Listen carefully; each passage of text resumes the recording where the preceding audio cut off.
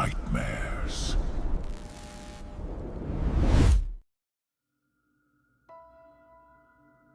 I opened my eyes to the low mechanical hum of the vents, same as every morning. It came from the panel above the bed, a constant presence now. Not loud enough to be annoying, just steady, like a machine breathing on our behalf. No flickering lights, no sudden silence.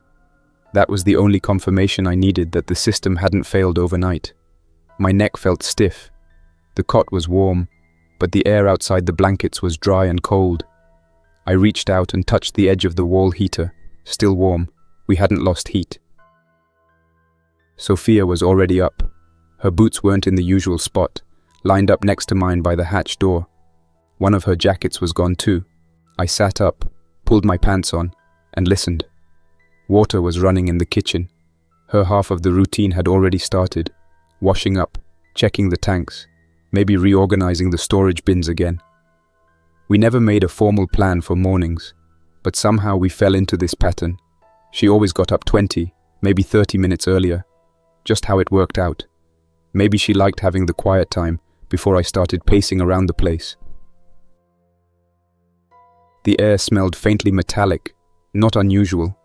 Probably just condensation working its way through the outer ducts. I dressed quickly. Same thick canvas shirt from yesterday, wool vest, cargo pants I hadn't rotated in 4 days. There was still a faint smudge of oil near the left pocket where I had leaned into the generator frame last week. I strapped my watch on, not because I needed the time, we used a wall schedule now, but because habits die slower than people. I checked the corridor pressure display before anything else. The small LED readout above the door showed steady green, slight positive offset, just where we kept it, still sealed, still clean. No shifts. I scribbled the numbers into the logbook with a dull pencil stub. Third one I'd gone through since arriving. Notes were stacked by week. Pressure, air scrubber runtime, solar input, power buffer status, water levels, hydroponic temperature zones. All recorded even when nothing changed, especially when nothing changed. This was how the days started now. Not with alarms or hunger or gunfire.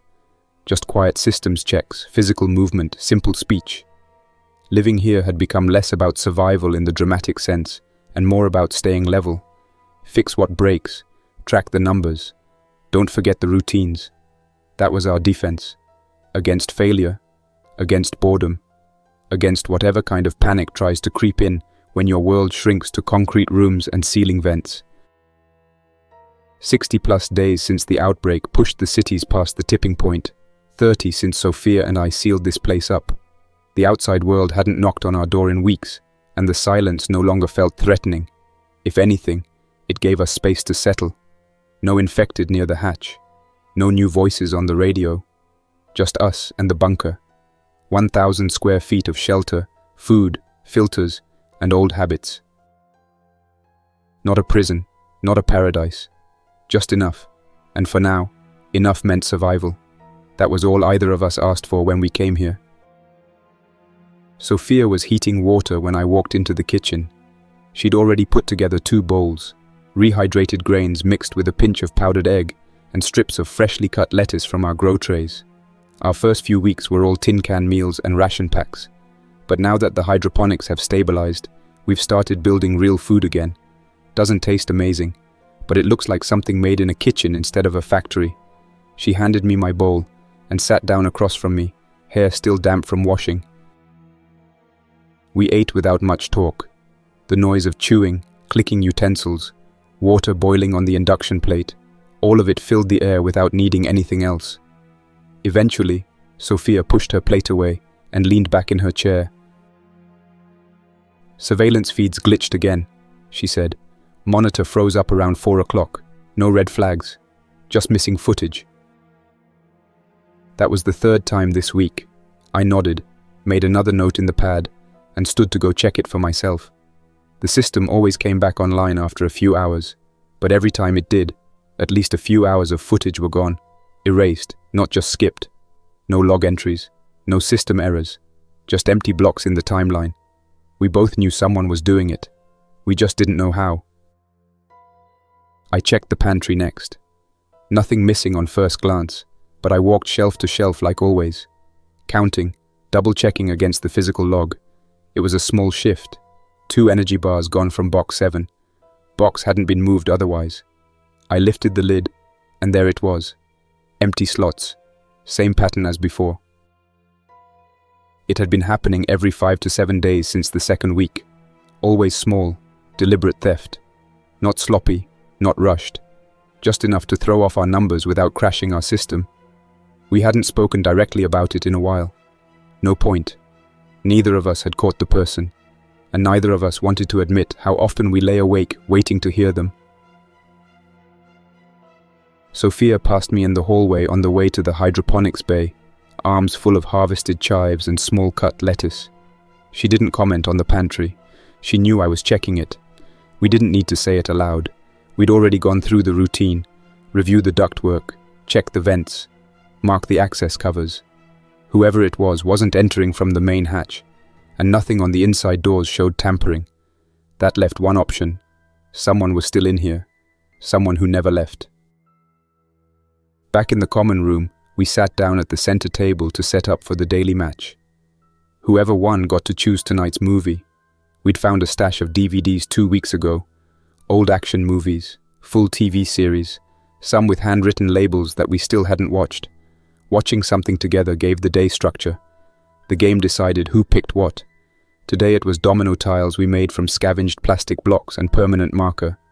Loser had to sweep the utility corridor. She won, of course. She usually did. I gave her the same irritated grunt I always do, and she grinned while flipping through the binder of discs. No post-apocalyptic dramas, I said, holding up my hand like it was a courtroom. Relax. This one's got a helicopter and a dog. You'll love it. We killed the afternoon with maintenance tasks, replacing air filters, tightening the hatch panel bolts, cleaning out the grease traps in the kitchen.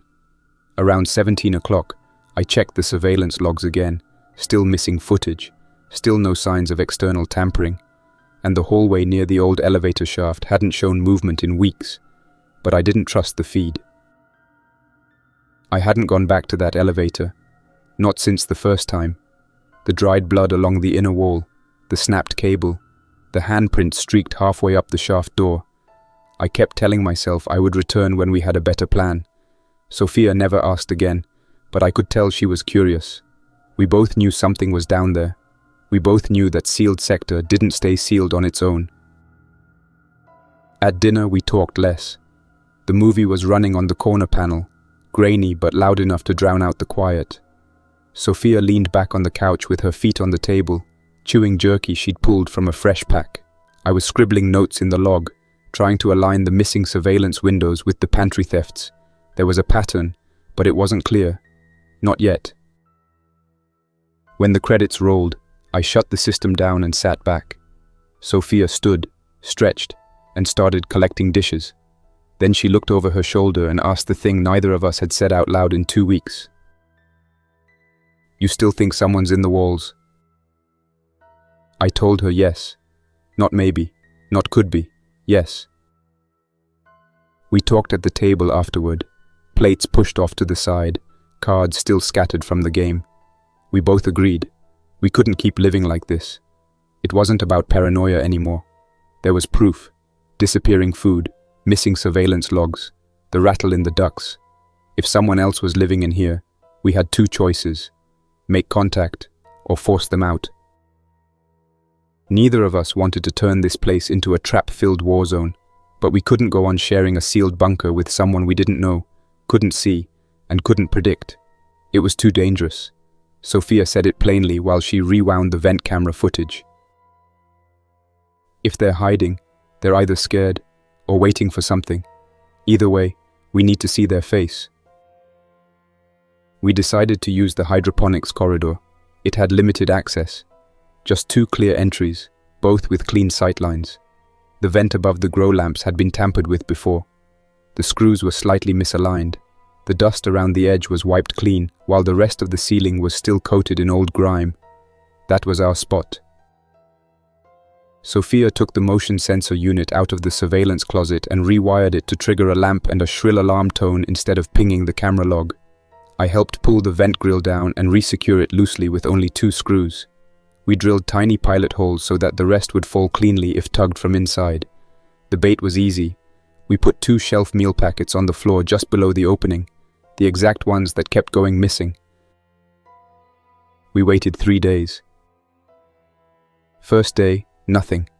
Second night, one of the bait packets disappeared, but the trap hadn't been tripped. I'd forgotten how good vents could be for reaching low without fully committing. We adjusted the positioning, slid the meals farther from the wall, and added a noise plate, just an empty cooking tray balanced loose on the ground under the grill. Third night, the alarm went off at 2:42. The light snapped on. The hallway turned white. I was already out of bed when the metal tray crashed. Sofia was faster. She grabbed the flashlight and bolted from her room in socks. I was half a second behind her, crowbar in one hand, boots untied. By the time we rounded the corner into the hydroponics bay, we saw him. Small figure, fast, dropping straight down from the vent. He tried to pivot and run, but Sofia threw the chair from the grow bench in his path. It didn't hit him directly, but it clipped his legs hard enough that he lost balance. I stepped in and blocked the corridor. He spun toward the other side and made a lunge for the vent opening, trying to climb back up. His hands slipped. The loosened grill clattered to the ground behind him. Then he froze. Sofia didn't raise her voice at first. She just said, "Stop," in that tone I'd only heard her use once, when we were cornered in the lodge stairwell. He stopped. We kept our distance. I didn't move forward. Neither did she. I could see him breathing fast, shoulders twitching, eyes wide and locked on every movement we made. He wasn't holding anything. No weapon. Just a ragged jacket tied at the waist with a bungee cord. "Sit," Sofia said. "Just sit. We're not going to hurt you." He didn't listen at first, but he didn't run either. Just stood there frozen, like he was calculating something we couldn't see. Eventually, when neither of us moved, he sank slowly to the floor, knees bent, arms tight across his stomach. We waited another full minute before speaking again. "What's your name?" I asked. He didn't answer, just stared down at the floor. We pulled the chair back up, set it in the center of the room, and gestured for him to use it. He did, cautiously. We brought water, some dried apple slices, and a basic shelf meal. He didn't touch any of it for a while. Sofia sat on the counter a few feet away, arms folded, watching his body language. I stayed near the door. Neither of us spoke unless we needed to. The kid looked younger than I expected. 16 maybe, 17 at the very most. Pale, underfed, but not sick. His hands were scraped raw, not fresh injuries, healing abrasions from weeks of crawling through tight shafts. The sleeves on his jacket were torn, and his shoes looked like they were 2 sizes too small. He had that look in his eyes, sharp, constantly checking exits, scanning us like he'd had to weigh people's reactions for survival before. Finally, Sofia asked again, "What's your name?" Still nothing, but this time, he didn't look away. I stepped into the office later that morning to pull the family photos off the shelf, the ones I'd found weeks ago when I first explored the bunker. I carried them back to the kitchen and set one down in front of him, a glossy frame, dust still in the corners. 4 people, father, mother, and 2 sons, both young. The older one had Hale's jawline. The younger one had the same tired eyes as the kid in the chair. He looked at the photo for about 5 seconds before lifting his eyes to mine. "I didn't know who else would come," he said. That was the first thing he said to us. We didn't push him after that, just gave him space, let him eat, let him drink. He didn't relax, not even after a full hour of sitting under the lights and watching us move around the room, but he wasn't trying to run anymore either. We waited. When he spoke again, it was quieter, almost mumbled. "My name's Liam." Sofia and I exchanged a look. That name matched the photo. matched the file we'd seen weeks ago when combing the personal directories on the old console. Liam Hale. That night, after he fell asleep in the common room chair, wrapped in a spare blanket and half curled around the heater vent, Sofia pulled me aside in the far corridor and said what we were both thinking. "He's the reason the safe was empty." I nodded. "And I think he knows what's in the lower level." He slept most of the next morning, curled up in a chair in the corner of the common room, close to the heat vent, blanket tucked around him and one hand always on the edge of the cushion like he thought we'd try to move him. We let him be. Sofia kept the noise low in the kitchen, ran the water gently, skipped the usual banter. I sat with the old logbook and tried to sketch out a timeline of events with what little we had. At noon, Liam woke up, stood without saying anything, and walked into the kitchen like he had always lived here. He poured himself a mug of water, sat down, and picked at the dry bread and nut mix we left on the table. He did not make eye contact, and we did not force it. We gave it 2 days before pushing, not because we were being patient, but because we wanted him rested, fed, and less reactive. Paranoia burns hot in a starving body. Once it cooled off, we would get real answers. The third evening, after dinner, Sofia stood by the counter while I locked up the tools. Liam was sitting in the corner again, near the heater vent. She leaned on the counter with both palms down and looked over. "You want to stay here? You talk. We can't afford ghosts, not in this place." I sat next to him, waited. He didn't answer right away. Eventually, he took a breath and sat up straighter. Looked not at us, but past us. We got here on the 4th day. That was the start of it. He talked slowly, not in full sentences at first, more like stitching memories together piece by piece. The picture came into focus over hours, not minutes. His father, Hale, had the place stocked before the outbreak. Contracts with the logistics firm Logan and Rourke had gone quiet by then, but the prep work had already been done. The family bugged out early. He said his dad got an untraceable alert 2 days before the official national emergency order. They arrived through a private route, not the hatch Evan and Sofia had used. There was a larger entrance hidden farther down the mountain slope. It could fit trucks. There were 18 of us at first, Liam said. Family, security, logistics people, Navarro, the doctor, one of my dad's assistants. The name Navarro came up twice. Sofia caught it the first time. I missed it. The routine down here started off structured. Daily check-ins, nutrition schedules, shift rotations. Hale was obsessed with data. He wanted to track how the outbreak impacted people emotionally, not just physically. That was Navarro's job. A civilian psychologist who had been offered a seat down here to observe the human breakdown process. She was supposed to provide adjustment reports and help monitor containment anxiety, as Liam called it. Then someone got exposed. It was not confirmed exactly who. A staffer had been on the supply team during the first 48 hours. Topside contamination. The staffer lied during re-entry checks, said he was clean. 2 days later, he collapsed in the service corridor below the living quarters. They didn't know what it was at first. It looked like a seizure, then cardiac failure. He was moved to a secured room for medical care. The doctor tried to stabilize him. He flatlined. 6 hours later, he stood up again.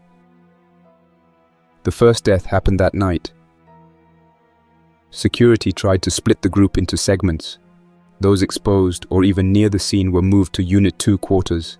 Tighter spaces, more monitoring, cameras in every room. Hale had converted the lower section of the facility into a series of isolation pods and kept backup bunk logs for each one. Liam said it felt like a medical prison. It worked for about 3 days. Then someone panicked. A pressure door jammed, and one of the security guards forced it open with a pry bar. That was the breach. Infected got into the living quarters. It was fast. Screaming, gunshots, emergency lockdowns slamming into place. Sofia asked how many people were lost that night. Liam said he didn't know, just that his mother and brother were bitten. They got sealed in the lower sector when the final lockdown command was triggered. The heavy doors locked automatically, emergency power shifted, air was rerouted to essential zones. Liam was pulled into the access ducts by Navarro herself during the chaos. She knew the vent layout. She handed him a backpack and told him to crawl to the top-level hydroponics hatch and stay quiet. She took something from the safe first, he said. Carried a black case, metal, small, then she was gone. Sofia leaned forward. Gone how? Left with one of the guards. Said she had to reach another site, another vault. Navarro never returned. The safe mystery made sense now.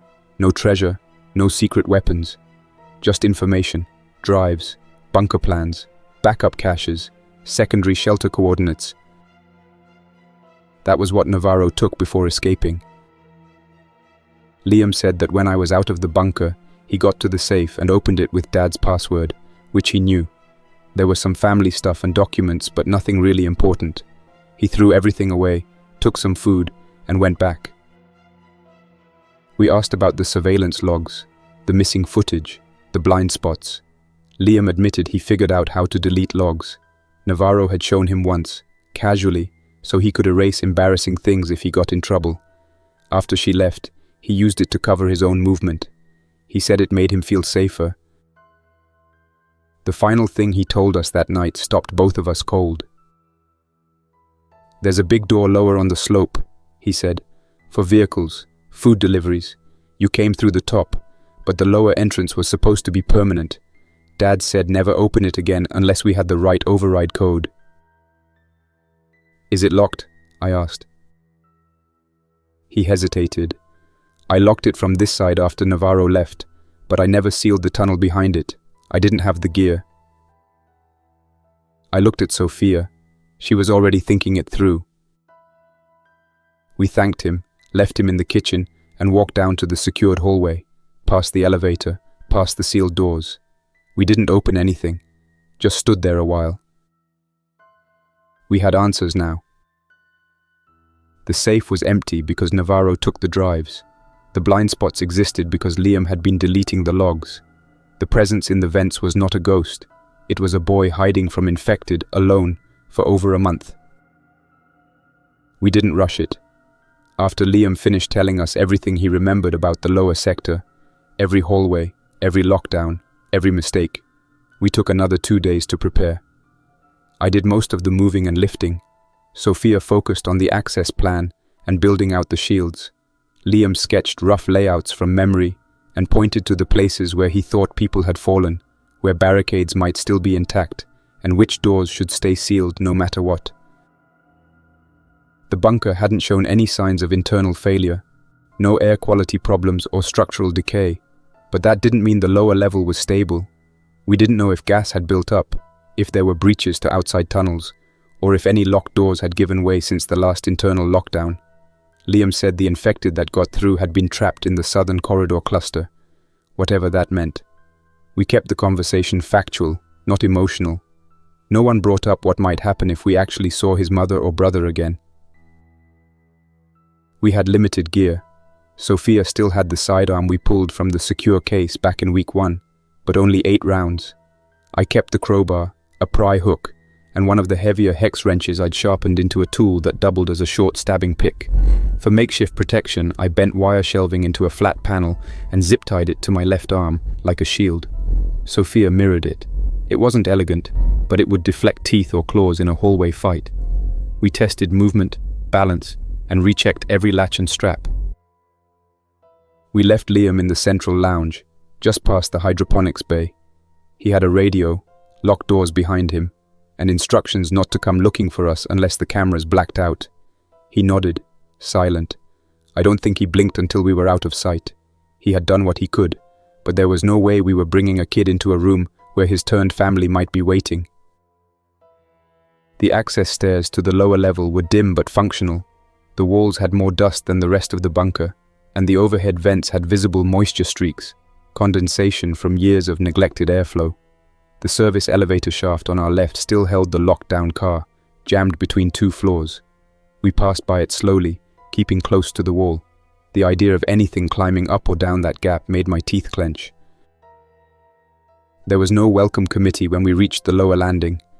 The main hallway stretched forward with emergency lights humming low and red, barely bright enough to see by. Signs of chaos were immediate. A tipped-over medcart, blood streaked in arcs across the floor, a backpack with the straps torn out, not shredded, ripped deliberately, like someone had tried to use it as a shield and failed. We kept our backs to the walls, moving one step at a time. Sofia checked every junction with the flashlight, then I'd sweep through. We didn't speak. The hallway opened into what had been the logistics lounge. This place had been meant for analysts or emergency staff who couldn't live with the VIPs upstairs. It had 4 dorm rooms, 1 kitchenette, and 2 narrow side corridors. One of them was marked by Liam's handwriting in black marker, "Do not open, failed isolation." We stayed away from that one. The other hall curved gently toward the core medical zone. That's where Unit 2 had been built, converted rooms with tighter airlocks, filtered vents, multiple observation ports. Liam had said Hale wanted to collect data on viral behavior. I still wasn't sure if I believed that part. Nothing in the upper bunker showed signs of a scientific mission. If anything, the idea felt like a half-baked justification for paranoia. There were infected down here, but not in the open. The first one we saw was wedged between 2 door frames, its upper body split open down the ribs from some old injury. It didn't move when we approached. Only when we tried to slide past did its head twist and the jaw stretch. No vocalizations, just dry, teeth-grinding movement. It had likely been pinned for weeks. I crushed the skull in 2 strikes and we kept going. In the second corridor, 2 more infected came at us. One crawled low, missing part of a leg, using its arms to lunge fast on all 4s. The other dragged a broken IV stand. Sofia handled the fast one, pinning it with her shield, then putting a shot through its temple at close range. I dealt with the other. It was slower, almost blind. It bled black sludge after I broke the spine. We retreated to the lounge and waited 5 minutes in silence before going deeper. The Unit 2 doors were marked with internal labels: P214, P215, Q-Zone. Some still had biometric panels. Others were open, doors stuck or jammed by furniture. Inside, we found more signs of how fast things had fallen apart.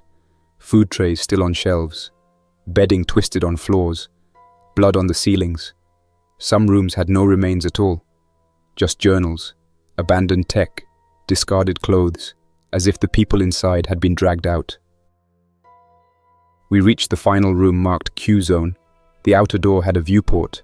Sofia peeked in, turned pale, and nodded to me without a word. I took a look.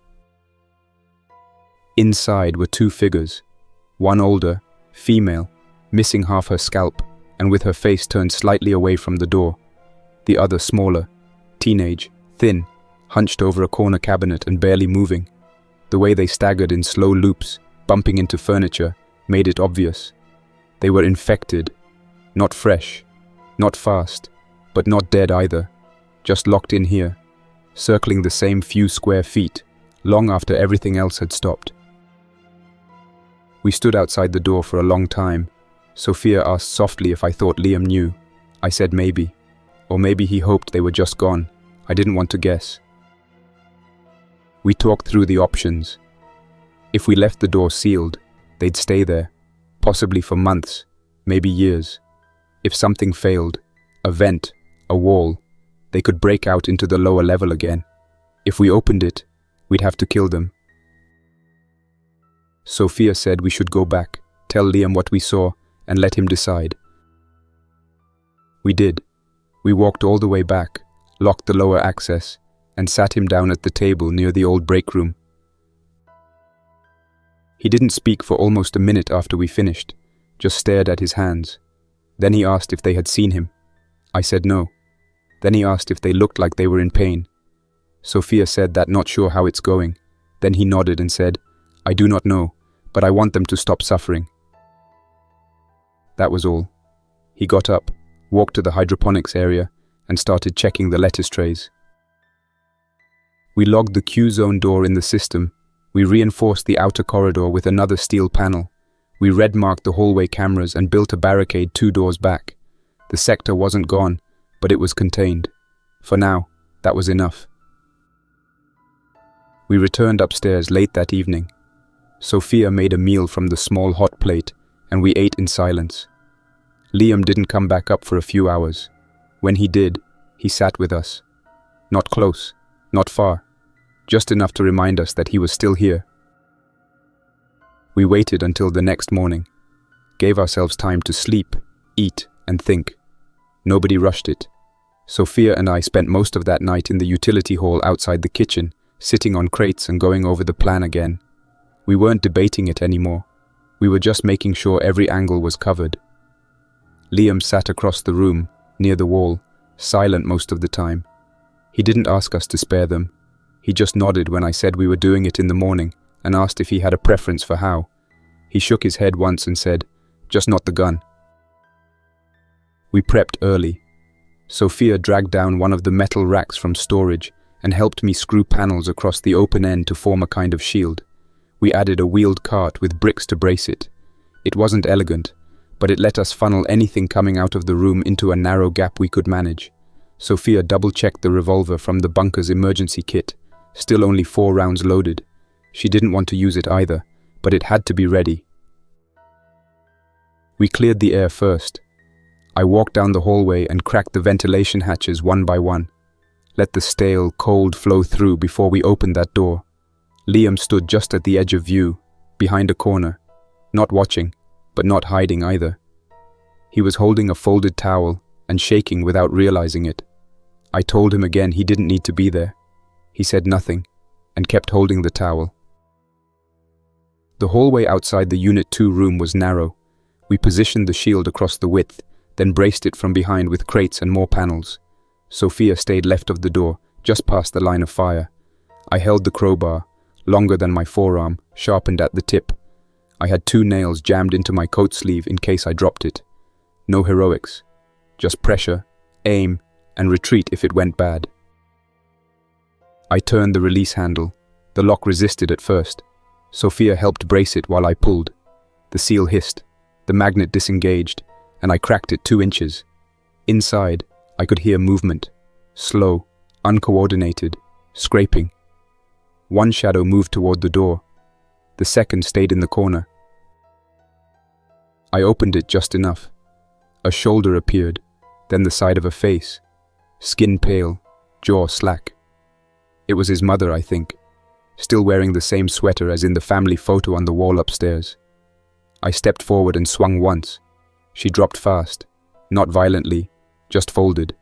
The second one, the boy, moved next. This one was faster. I had to jab the crowbar into the panel to slow him. Sofia raised the revolver but held off. I got behind the thing and drove it down, hard. It took longer. When it stopped moving, I leaned on the wall and didn't say anything. We left the door open. No reason to seal it again. The room smelled like dust, rot, and leftover metal from the air system. No one had cleaned it since the lockdown. There were books, clothes, even a still unmade cot. I didn't go in. Sofia said we should torch it eventually, once we had a way to control the airflow. For now, it stayed empty and quiet. Liam didn't come close, but he looked. He didn't cry at first. Not right then.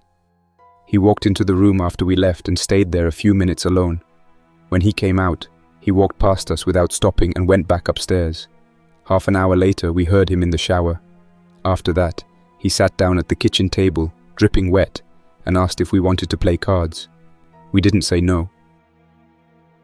That night, the 3 of us stayed in the common room. I made soup from rehydrated beans and dried vegetables, and Sofia found one of the old lanterns with a tinted cover. We didn't talk about what happened. Nobody brought it up. But something was different in the way Liam looked at the place. Not defensive anymore. Not possessive. Just aware that it was no longer a tomb. It was just a bunker again. We spent the next few days sweeping the remaining rooms in the lower sector. Found more blood, more signs of panic, but no more infected. One room had graffiti on the wall written in red pen. Navarro took the case. We are not coming back.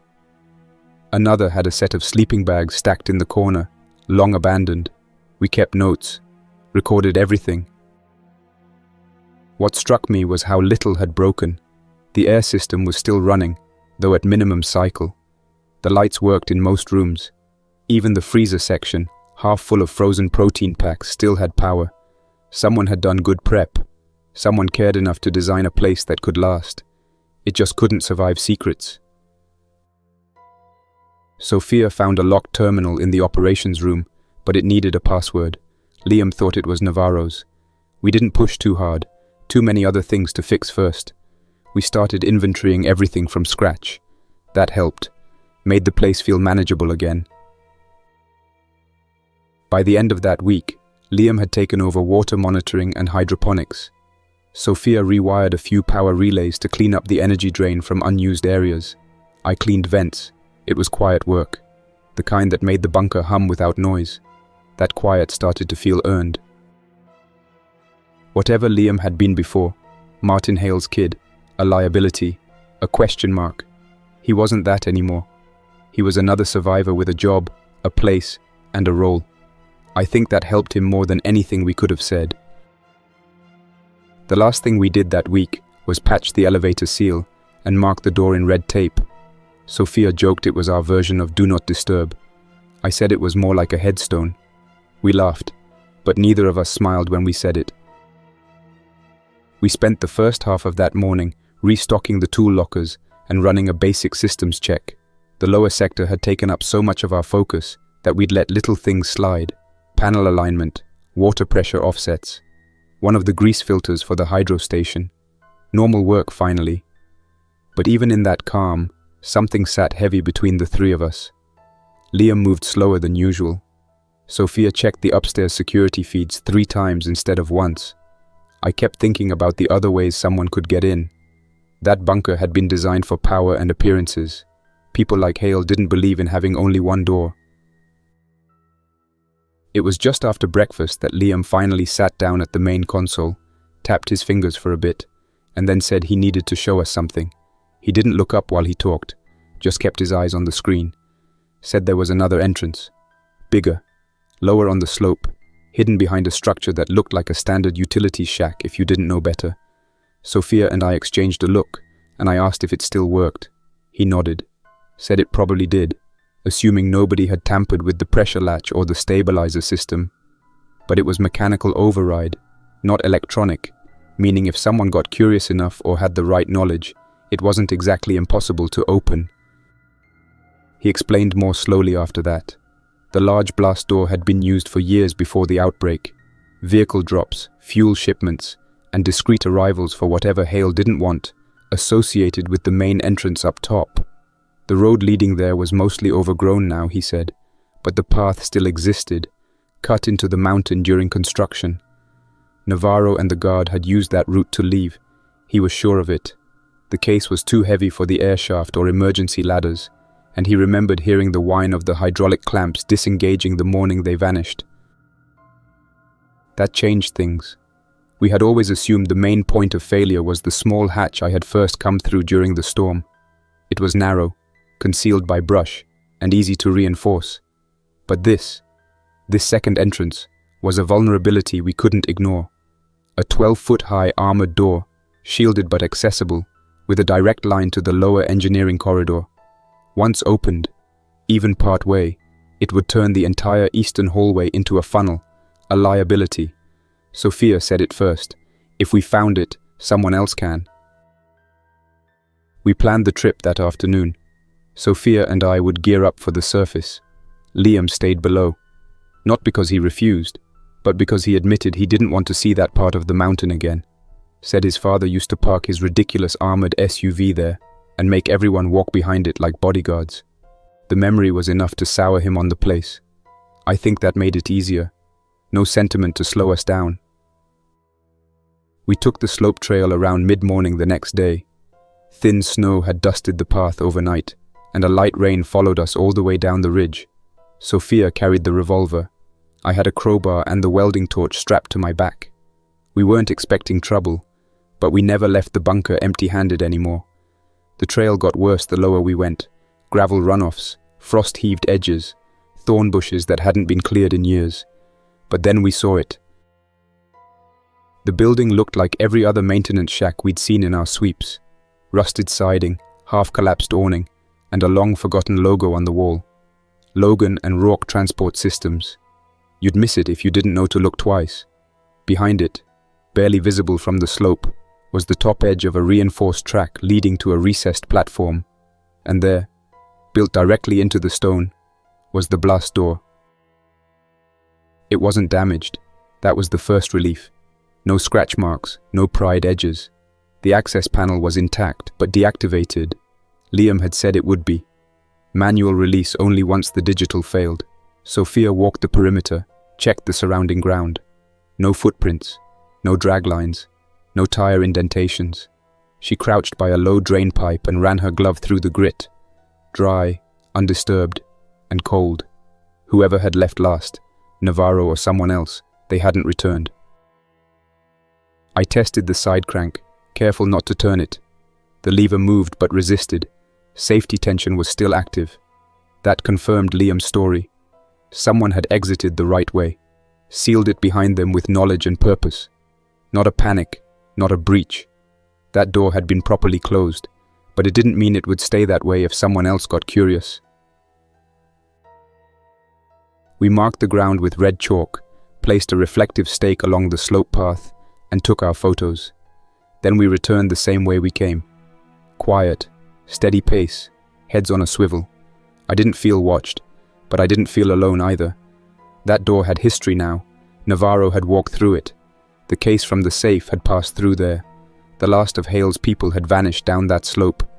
Whatever waited beyond it wasn't ours to chase. Not yet. Back in the bunker, we told Liam what we found. He listened without interrupting. Said he was glad it was sealed. Said he hoped it stayed that way. But I could see in his face that something hurt. That door had been his father's entrance, the official one. All the pride of that status symbol had become a threat to us now. It was a shift he understood but didn't enjoy. The next morning, I went down with the welding gear. Sofia helped haul 2 rusted slabs from the machine room and a cabinet door we didn't need. We layered them across the inside of the blast door. Nothing pretty, just weight and metal to stop it from swinging inward without a fight. I disabled the crank system from the interior side, cutting the linkage pin and driving a wedge into the joint. Someone might still get in from outside someday, but if they did, it wouldn't be clean. We labeled the corridor with hazard markers and spray painted a simple phrase on the inside panel: dead access. Sofia drew a red line through the entrance on our new bunker map and sealed the folder in the main terminal. That part of the mountain was out of play. Liam came to see it once. Just once. He stood behind us while we finished welding and didn't say a word. When we turned to leave, he stayed still for another full minute, then ran his fingers across the rust line and walked away. I never saw him linger by that corridor again. After we finished welding the last plate across the blast door and marked the route as dead access, I suggested one more thing. A kind of psychological barrier, maybe. I said we should paint something obvious on the outside of the fake service shed. Something to scare off curiosity. Sofia raised an eyebrow, unsure what I meant. I told her straight, let's write dead inside. Big, bold. Let it do some of the talking if someone ever gets close. Liam didn't say anything.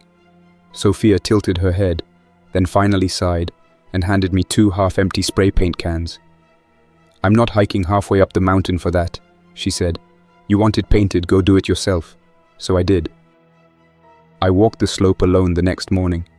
No infected, no prints in the snow. I reached the door, wiped off the panel, and stood there for a while before spraying the first letter. The paint ran a little in the cold, but it held. Dead inside. Letters, tall and clear across the rusting metal. When I stepped back to look at it, I felt something I hadn't expected. Not pride, not relief, just steadiness. A job done. A message sent to no one in particular. I turned and walked back down to the hatch. Sofia never asked how it went. I never brought it up again. The rest of the week passed without incident. Weather stayed mild. No radio signals. No new infected on the perimeter. For the first time since we sealed the lower sector, it felt like we had no crisis waiting in the wings. The bunker's noise returned to normal. Fans, taps, clunks. The kind of background rhythm you only notice when something goes missing. We had not done a full perimeter sweep in almost 2 weeks. With the lower sector locked and the main door sealed shut, we got lazy. Not in a stupid way, just the natural slack that comes when nothing happens for too many days in a row. That morning, I pulled out the old checklist, one of the laminated ones from Hale's operations desk, and decided we needed to walk the slope, scan the southern ridge, and check the old trail markers around the drainage ravine. Sofia agreed. Liam grumbled, but came anyway. It was cloudy but dry, no wind, the kind of morning where even distant birds don't bother making noise. We climbed out through the hatch after running the airlock cycle and stepped into thick pine shade. Everything looked exactly how we left it. Rocks, moss, the collapsed fence gate, but it felt different. I could not explain why. Just something quieter than usual. The first 2 miles were uneventful. No broken branches, no prints, no torn brush. If the infected passed this way, they did not leave signs. We split up briefly near the western drop to cover more ground. That was when I spotted the first body. It was tangled in brush, half hidden by dry weeds and slope wash. Male, middle-aged, worn boots, threadbare jeans. No ID or gear. His face was slack, jaw broken, neck twisted at an angle that meant he had been thrown or fallen hard. Sofia joined me a few seconds later, eyes scanning for movement. We both crouched beside him. His arms were bare, fresh bites on one. No blood trail coming in. He probably staggered up here weeks ago, collapsed and rotted in place. We found 2 more bodies near the base of the transmission tower, both female. Both far enough gone to stink but not yet skeletonized. No weapons, no backpacks. That was the pattern. Wanderers without purpose. No tools, no hope. Just drawn uphill by movement or sound until their legs gave out. Liam caught up with us and said he saw a figure moving across the ridge trail behind the fire break. We followed, careful and spaced out, sweeping in arcs. He was not wrong. Something moved up there. We heard it before we saw it, crunching on old pine cones and twigs. No urgency, just that awkward undead rhythm. It crested the ridge slowly, female, tall, long coat shredded across the back. One leg twisted with an audible grind when she stepped forward. No moaning, no howl, just movement toward us when her head turned our way. Sofia lifted the handgun, but I stopped her. I wanted to try the pry bar first, just to conserve rounds. I approached, slow and angled. The infected woman flinched slightly at a branch but kept walking. I stepped in close and aimed for the temple with the flat end of the bar. First hit rocked her but did not finish the job. Second hit sent her sideways. I pressed the handle down until the neck gave. Quiet, efficient, controlled.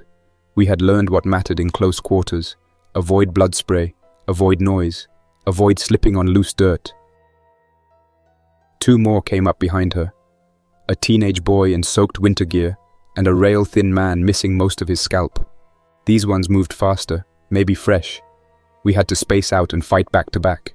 Sofia knocked the teen off balance with a stick jab, then used the crowbar to finish him. I grappled the thin man down and drove my boot into his chest until I could crack the skull with the claw end. Liam stood behind a log and watched. Frozen, fists clenched, but held his ground.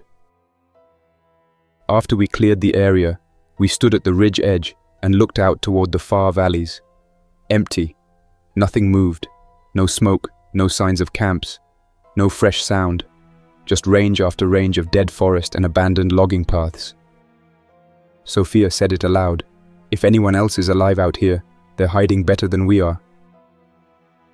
That night we went over the perimeter map again, added new notations, tagged dead zones, marked new cairns along the far edge for future reference. Liam traced one path with his finger, then circled a shallow basin and said he used to think there was a ranger outpost there. Maybe there was. Maybe someone holed up and did not last the winter. I could feel it settle in my chest as I reviewed the patrol notes. This realization that the mountain was ours, not because we won it, but because no one else wanted it badly enough to survive. We were not in a fortress. We were in the last unclaimed spot nobody else had the strength to reach. I added the words, "known dead," next to one ridge trail on the map and capped my marker. Sofia put the kettle on. Liam went to fix a loose seal on the eastern door sensor. No speeches, no grand moment, just the quiet knowledge that we were probably the only ones still walking upright within 30 miles. By the start of the second week, the feeling of constant reaction gave way to something else. Maintenance, routine, and a sense that we were finally shaping the place instead of just surviving inside it. There were no new breaches, no late-night banging through ductwork, no unseen eyes behind vents. The chaos that defined our early days here had lost its grip. There was still tension, sure, still the same awareness that any day could go bad in a dozen ways. But we weren't holding our breath anymore. The mysteries that once kept us guessing now had grounded answers. The noise in the vents was never supernatural. It was Liam, scared, isolated, and crawling through the infrastructure his father built. The safe that once seemed vital hadn't held weapons or schematics, just data drives. Records Navarro clearly thought were worth preserving, though we still didn't know what was on them. He'd taken them and left through a route we'd now buried in steel and concrete. If he was alive, he wasn't coming back. If he wasn't, then the files died with him. Either way, it was done. The lower sector didn't hold horrors designed in labs or monsters chained to walls. Just people, Liam's family and staff, who had been too late to evacuate and too early to be rescued. Their quarantine failed, and so did their options. The blood in the elevator was from a final sprint toward a blocked exit. That was the truth. No twist, no deeper plot. Just the way things ended for most places when time ran out. And Martin Hale? He remained an absence. No secret base, no hidden vault, no posthumous broadcast explaining everything. Just a man who vanished early in the chaos. Liam stopped asking about him. Sofia stopped suggesting we look for clues. I stopped wondering whether the old man might reappear with an answer that made sense of all this. We had what we had. With the ghosts named and laid out plainly, we started rewriting how this place functioned. We called it New Rules for a Small World. It started simple. Everyone contributes. No passive observers. Liam took it better than expected. He asked for a list. Sofia gave him one. Short jobs that could build into larger responsibilities. Clean air filters, track battery levels, sanitize tools. He took to it quickly, asking questions but not pushing back. We gave him the small storage room across from the hydroponics corridor. It had no windows, but it had walls, a proper cot, and a door. He stopped sleeping in vents after that. The second rule came from Sofia. No more unilateral decisions. If someone wanted to open a hatch, access a locked system or reroute power, it got brought up first. The days of secrets were over. Liam didn't argue. He just nodded and said that made sense. We started posting little whiteboard notes near the console. New cable planned for waterline, or check intake valve Thursday. Small changes, but they made the place feel more like ours. I handled the third rule, rotation. Everyone learned the basics of everyone else's work. I showed Sofia how to check fuses and run system resets. She showed me how to monitor the perimeter cameras and resync the recording schedule. Liam sat in on both, scribbling notes in a small paper booklet we gave him. That stability gave space for normal human moments. Sofia found an old external drive with several downloaded shows, probably from before things went bad. We picked a series at random, some post-apocalyptic satire from the early 2000s, and took turns choosing episodes. Liam acted disinterested the first few nights but started watching from the kitchen counter, then finally joined us on the couch without comment. By the end of the second season, he was the one who reminded us which episode came next. We kept playing the dumb little games we'd started back when every night felt like a coin flip. One of us picked a number. Closest guess chose dinner or the movie. Sometimes we bet push-ups. Once we bet bathroom cleaning duty and regretted it immediately. It felt real though, like people, not characters in a survival scenario. Jokes got sharper, teasing became comfortable. I caught Sofia mocking the way I always double-checked the lock on the comms closet even though it hadn't been used in weeks. I started mimicking her dramatic radio voice when she ran perimeter checks. Liam joined in too. Light stuff at first, then more direct. Called me out for overloading the solar relays because I was feeling lucky. I called him out for organizing tools alphabetically instead of by function. It was safe humor, the kind you only make when you're not worried about the next 10 minutes killing you. Sofia and I didn't become anything new. We just became more solid. We still slept in different rooms, still gave each other space. But we also stopped locking doors at night. We started splitting meal prep without needing to ask. If one of us stood watch, the other one always made tea or something warm when it was over. Trust that had been earned, not assumed. There were no talks about feelings or futures. Not because it was cold, because neither of us needed it to function. Liam stayed watchful for a while, like he expected us to turn on him or exile him for mistakes he hadn't made yet. But he relaxed eventually.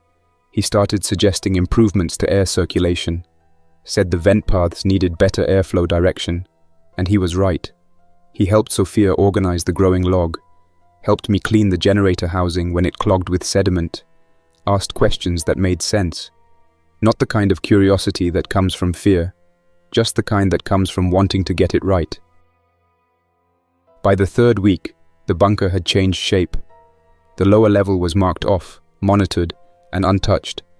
One camera watched the main hall there. We muted the sound but checked the visuals daily. No movement. The elevator stayed offline. The red tape on the door never shifted. It was quiet, and it stayed that way. The blast door was sealed, welded, buried, a threat neutralized, the route marked in red on our maps, with a note that read, "Dead access, permanent." We never spoke of it again, except during brief reviews of security layers. It didn't belong to the present anymore. The hatch, the one I'd first climbed through, remained our only real exposure to the outside. We checked it daily, camouflaged it better, reinforced the internal bolts. Every week, we added a new redundancy to keep it under control.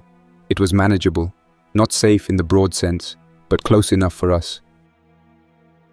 We still had no idea what was happening beyond the tree line. No broadcasts, no drone noise, no search parties. The world might have ended completely or shifted into something unrecognizable. But here, in the bunker, we had enough data to move forward, enough facts, enough control.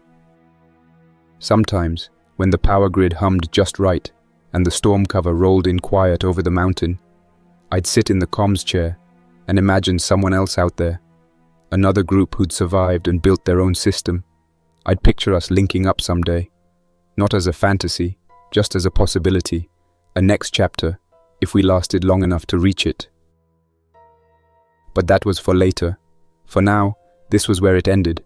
3 people in a mountain bunker, a sealed lower level, a buried entrance, a narrow hatch under careful control, 1 hydroponic station feeding us, 1 water pump still holding pressure, a few solar panels breathing life into dead circuits, 1 old couch, a cracked projector, and a series none of us had ever finished before.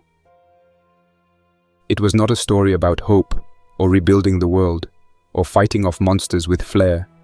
It was not a story about chosen ones or final survivors. It was a story about the quiet, the routine, the decision to face hard things without breaking, about learning to live in a place not because it was perfect, but because it was all that was left, and it was enough. Sofia said it best one night while staring at the terminal logs. We're not safe, but we're steady, and that might be better. That became the motto, scratched into the inside panel of the maintenance hatch, etched in faded marker and sealed with clear tape. Steady as enough. And that's where we'll stop for now. Thanks for listening. Don't forget to like, subscribe, and tell me how the story hit you. What moments worked, what didn't, and what you'd want to hear next. And a big thank you to everyone supporting the channel, especially with extra membership. Carlos Herrera, The Great Anywho, Jadala, Madam Midnight, Deborah Powell, William Blackwell. You keep this project alive. Until next time, Survivor. Jack's Nightmares signing off.